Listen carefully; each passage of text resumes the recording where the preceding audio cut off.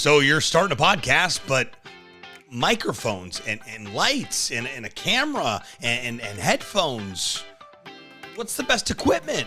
If you ever ask yourself those questions, well, you're in the right place, because in this video, I'm going to give you a very simple, easily digestible game plan for putting together your equipment list that won't be overwhelming. Now, first and foremost, I want to preface all of the information that I'm about to share with you with the fact that you need to keep it extremely simple. That means easy. That means I don't need to figure out how to become an audio engineer in order to actually record a podcast episode. Time of recording this episode, or this video rather, it's 2025. Technology has gotten easier and easier when it comes to audio equipment, podcast equipment, video equipment, etc. So keep it as simple as possible. I want to preface things by saying keep it simple. Let's dive in. Okay, first things first, let's talk about microphones. Now, there are two different routes you can take when it comes to a podcast microphone. You can utilize something like this that I'm using, which would be referred to as a dynamic or maybe a condenser microphone. That's going to require you to have an XLR cable. That's your traditional microphone cable, or the little metal thing at the end that would then plug into a receiver. These microphones do not plug directly into any computer because, well, I haven't found a computer yet that comes stock with an XLR receiver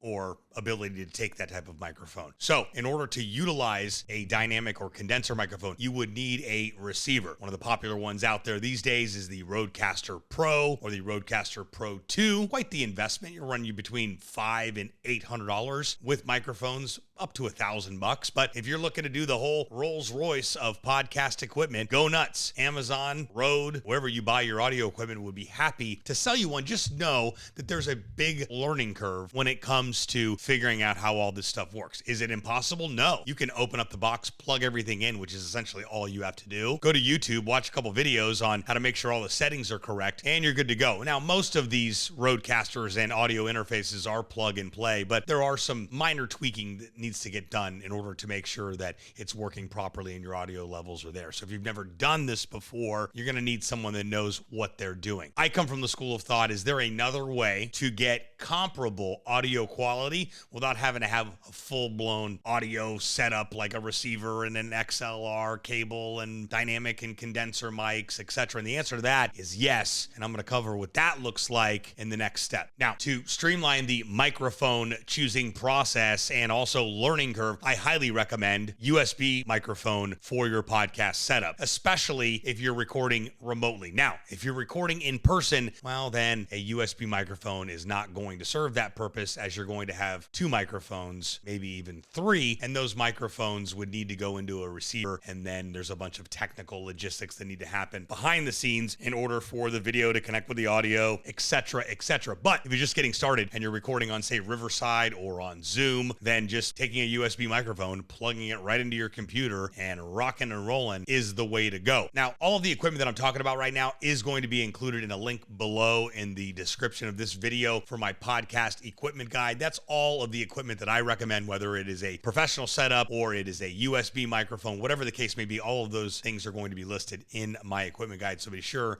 to download a copy of that for your records. All right, next piece of equipment, not always utilized by every podcaster out there, but I do get questions about it. Headphones. Listen, most headphones, well, I know we're living in this Bluetooth world, do not use Bluetooth. Not for your microphone, not for your headphones, because here's what happens with Bluetooth. It works when you don't need it to work. It doesn't work when you need it to work, like when you're recording a podcast episode. So stay clear away from Bluetooth. We want to go old school, hardwired directly into your computer. The old school headphone jack that used to come with every iPhone on the planet, most can plug right into your computer. Utilize that. A podcast microphone, in fact, the USB, the Audio-Technica mic that I recommended in my equipment list below in the description, has a headphone jack in it. And a lot of these USB mics do. So you can just basically plug your headphones right into the microphone, then plug the mic into your computer. You'll obviously need to adjust your input and output settings on your computer, as well as Zoom and or Riverside, wherever you're recording, to make sure that that software or whatever you're utilizing to record is recognizing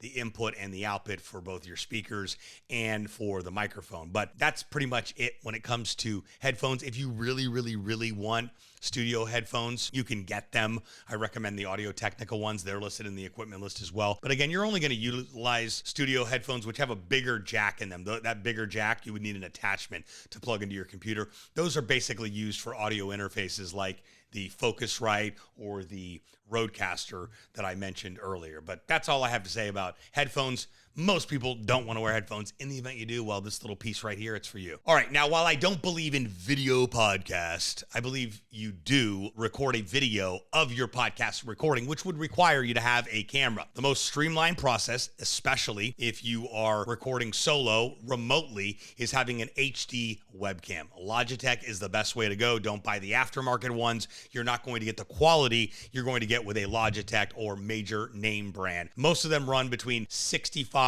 and $199 I found on Amazon. There's one that I recommend, a Logitech one, on my equipment list below in the description of this episode for you to check out. It plugs right into your computer via USB. It is high definition, so you're getting 1080 or even 4K at some time, which will allow you to have extremely high quality when recording the video aspect of your podcast recording. No video podcast, just the video recording of your podcast. Okay, so now if you want to go the all out, top of the line, I need a DSLR camera. That's in the equipment list as well. What I'm utilizing right here is a Canon M50 Mark II. Runs you between $700 and $800 with a lens, probably another $300 to $500. So it's quite the investment. So if you're going the Rolls Royce of podcast equipment, it's Rodecaster, Shure SM7B mic, and then your camera. A lot of people like to use the Sony. I forget what the model number is. I use the Canon M50 Mark II. So those are your two options. Webcam, super easy. USB mic, super easy. Or DSLR, Rodecaster, a little bit of a learning curve. If you're a do-it-yourselfer and you're technically inclined, go nuts. Maybe you have somebody on your team that supports that process and they can put all these things into play. Either way, whatever way works for you, I just want you to know there's a very easy plug-and-play solution. There's a little bit more of a difficult solution, but to each their own, whatever preference you may need. But that's all I have to say when it comes to what do I need for cameras for my podcast. All right, last component is lighting. Lighting is so important. Now, if you're recording your podcast remotely and you have a window in your working area, make sure that you are facing the window. No windows behind us. Never understand that. We want light in our face. The camera loves the light in our face. Now, if you're working with no window, or maybe you're recording at nighttime, so daylight doesn't even matter, then you're going to need some lighting. A ring light is probably your best friend because it has a couple different lighting options on there. A ring light's going to run you between $40 and $75 depending on the size of the one you get. That's included in the equipment guide as well, below in the description. That's what I've got going on here. There's also a clip-on laptop light. It's about the size, maybe a little bit bigger than a deck of cards. Works really well. Charges via USB, clips right on top of your monitor or on top of your laptop. That's my travel lighting kit. Works phenomenal, but you need to be very well lit because an HD camera is really irrelevant if you don't have good lighting. So it doesn't matter what webcam, DSLR cam, whatever camera you're using, you're not going to get the true HD unless your pretty little face is lit up accordingly. Now there's box lights and lighting kits and things of that nature you can search for on Amazon. But the trick with lighting, you just plug the light in really, and you're deciding, do I want more of an orange-ish light, lower tone of white, or do I want a bright white?